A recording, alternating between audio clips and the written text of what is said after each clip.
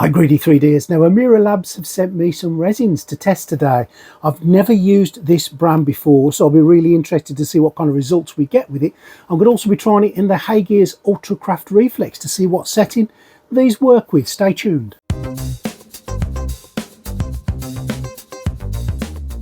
Now the two resins that we're looking at today are the TGM7 and the AMD3. Now these are not the cheapest resins out there on the market, with 1 litre costing you €78 here. You'd have to make your own conversions into pounds or dollars, etc.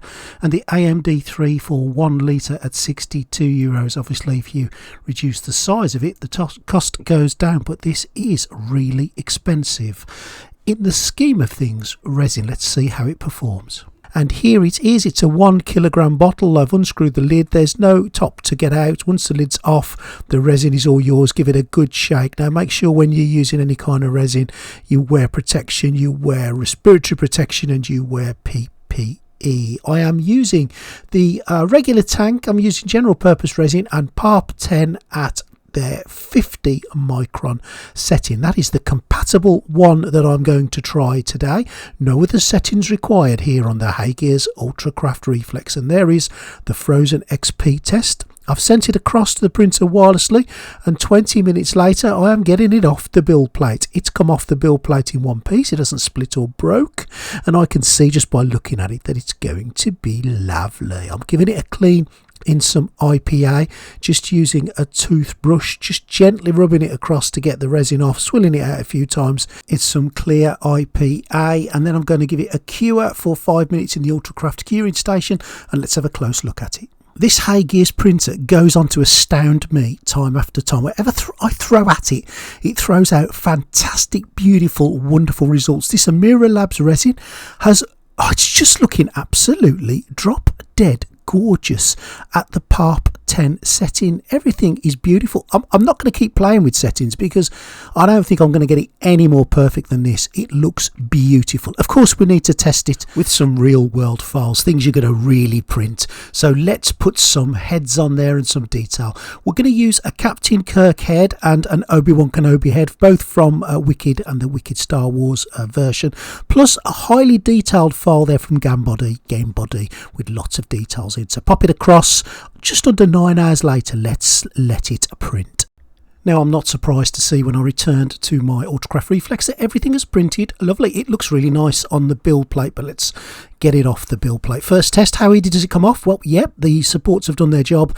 It comes off really easy, and on the surface everything is looking as it should, with the supports just literally coming away easily. Now the last one, the miniature, I guess, this had an awful lot of supports on there because there wasn't lots of parts to it, so I took a little bit more time to get these supports off. I did heat it up a little bit, but I was conscious if I heated it up too much I'm going to break off some of the more delicate parts of this, so I just took my time and pulled the supports off. But to be fair, all the supports came away and left the model intact. Not too difficult, just a tiny bit of patience required. I've given it a little clean, and while it's cleaning, let's see how easy it comes off the build plate. And again, a good sign of a resin, and I say this a lot, is how easy does these settings pull it off the build plate, and it comes off all right.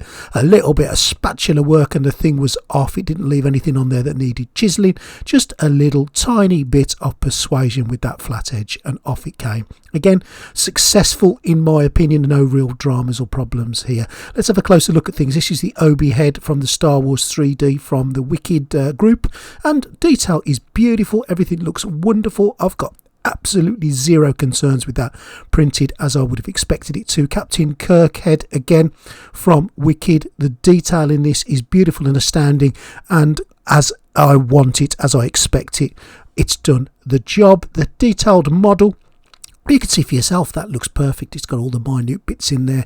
Needs a little bit of the supports taken off in places, but overall, come on, if you were printing a mini, you'd be happy with this end result without a doubt. So let's move on to the TGM7 tabletop gaming resin. This is their grey Ameralabs resin, and I'm going to be printing this again in the Ultracraft Reflex from HeyGears, their original #1 printer. Let's pour it in. It's a reasonable consistency. Make sure you're wearing your PPE with any resin, please. Yes, I've got nothing on my hands. Smack it now. Okay, so I'm using the normal tank. I'm using the regular settings. I'm going to use PAP 10 at 50 microns. So PAP 10 this time. So using the frozen XP test again. And let's get it over there to the printer and we will print it. And some 20 minutes later, et voila! There it is, all done. It comes off the build plate easy, as I would expect. Quick, have a look. Yep, looking good. It's been cleaned up. It's been cured, and I am getting almost tired of saying I love HeyGears printers. They just throw out some amazing prints. Now, I'm not 100% sure whether it's the resin or the printer or a combination of the two, but this thing is gorgeous. The resin, not the cheapest resin on the market, has done a wonderful job, but I've also used basic sun glue in this machine and it's thrown out beautiful prints, but I cannot fault this Ameralabs resin. It's absolutely gorgeous, printed on the HeyGears. Now I want to work this resin a little more, so I'm going to be using the Rocket file here. This is again a wicked 3D Patreon file of Rocket from Guardians of the Galaxy.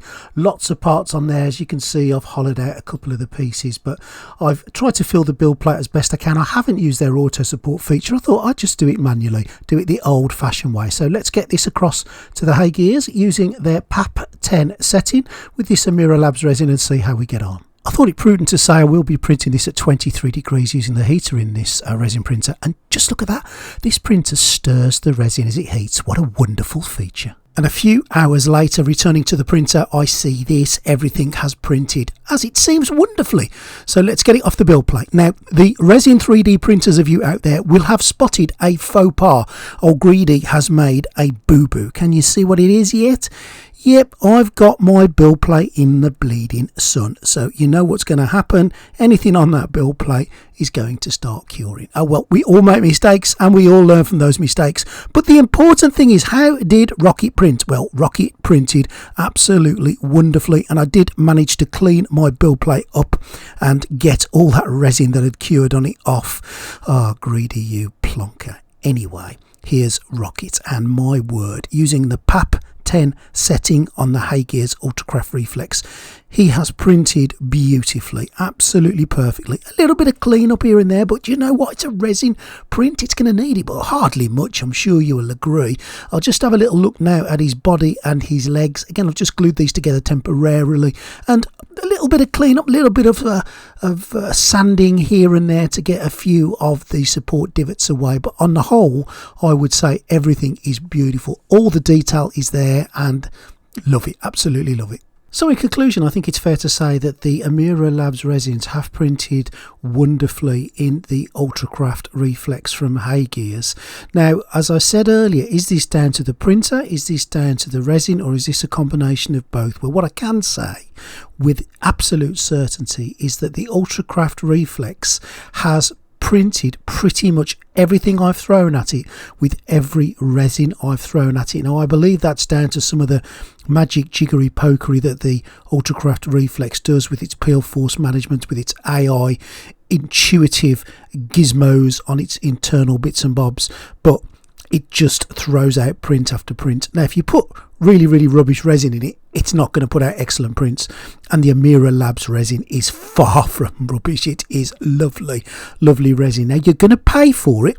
It's not cheap resin, but if you want the best, then sometimes you have got to cough up and pay the money. You get what you pay for in a lot of the cases. Also, keep an eye out with HeyGears' own resins. They're releasing a resin very soon, which will be what's the cheapest resin they've released, and from a UK perspective, let's just say it's under 30 quid a kilogram. So keep a lookout for that in the very near future. Of course, they're releasing a brand new printer on the 19th of September, and don't worry, Greedy's got his hands on one, and these other resins work in it beautifully too. So thank you, Ameralabs, for sending me your resin. It is absolutely beautiful stuff. There'll be a link in the description if you guys want to buy this. Please support the channel by subscribing. Let me know what you think of what's happened today with the resins. Show me in the comments what your thoughts are, and is there any other resin you want me to test in the HeyGears? Think about joining the Greedy 3D Patreon. All the details will be below in the description, and thank you to my existing patrons. You guys are wonderful. Hope you've enjoyed today, and I'll see you next time on Greedy 3D.